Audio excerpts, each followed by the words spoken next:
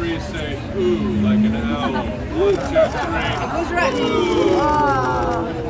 3. Congratulations on your movie. Thank you so much. Do you feel like the smoke we had in the city is similar to the snowstorm you had in the movie?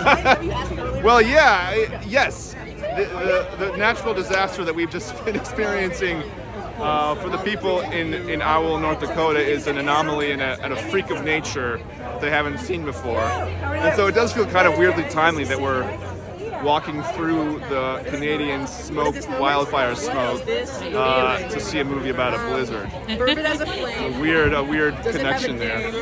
We'll dig into it. The critics will figure out what that means.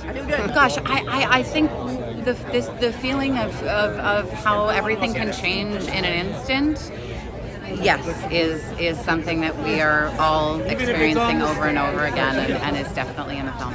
Such a coincidence. It's wild, yeah. I could very much see the comparison between that. You know, everything feels sort of mysterious and you don't know what's coming or what to expect. Definitely that sort of like feeling of something creeping up on you. But yeah, well, I'm happy it's over here for now. You know, it's a lot calmer and stuff. But yeah. Yeah, actually, I didn't make that comparison, but I think you're right in the sense that it is something that we can't control.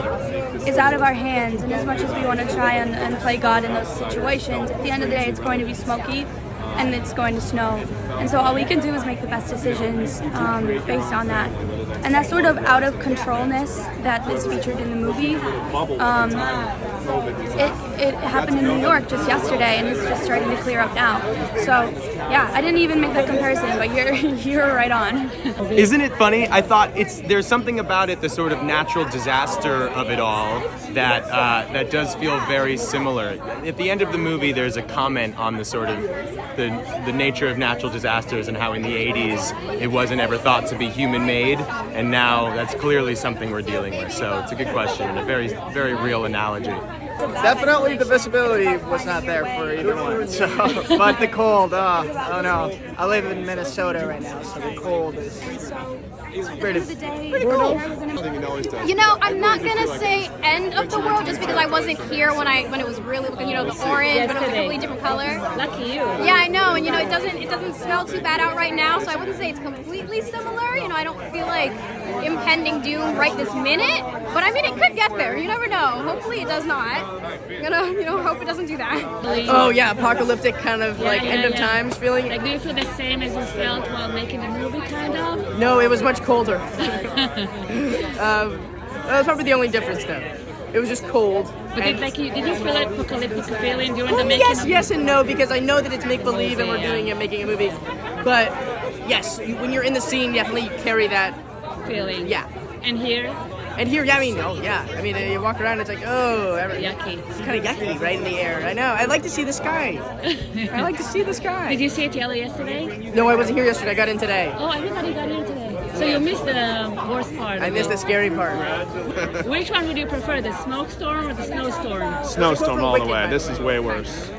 Probably a snowstorm. Given I'm from Minnesota, I'm used to it. So yeah. Yeah, and I'm Minnesota born and raised, so I've been in the here from snow. Minnesota? A lot of Minnesota.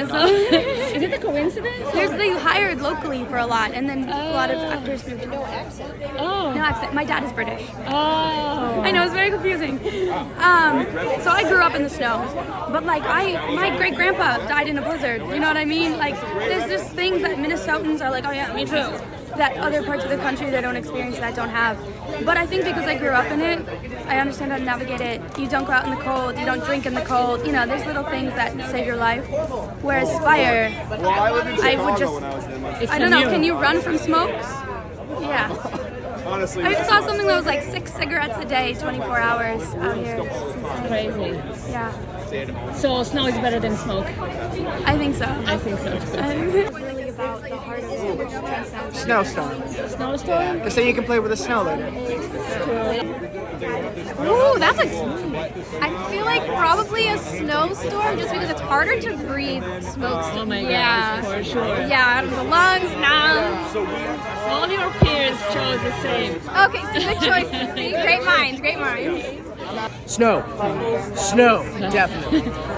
Everybody's agree on that. Oh yeah. I would rather snow than flames. Any Any day. day. Any day. Yeah. That we agree on this. Snow or Pennywise? Pennywise. I know the guy. I know how to talk to him. I can talk him down. That's good.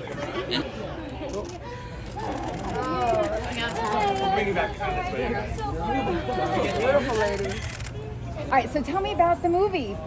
This is Downtown Owl. I'm so excited. I remember reading the script, and Hamish Linklater wrote it, and Lily did the audiobook for it like 10 years ago, and she said the story just stuck with her ever since. And this was such a fun character that I got to come in and do and just kind of be a pop of life. And working with Lily is just something that I've always wanted to do because she's just so cool and fantastic. And first-time directors, what was it like working with this first-time director? It was amazing. It was so much fun. I mean, like, the first thing that they said to me is, "We love actors, so we love you." And I was like, great, love it, let's do the movie. What does it feel like to have it premiere here at Tribeca?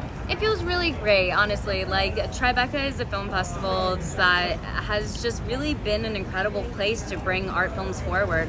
My first time here, I think I was 14 years old with a movie called Thunderbirds, so it's always nice to be back.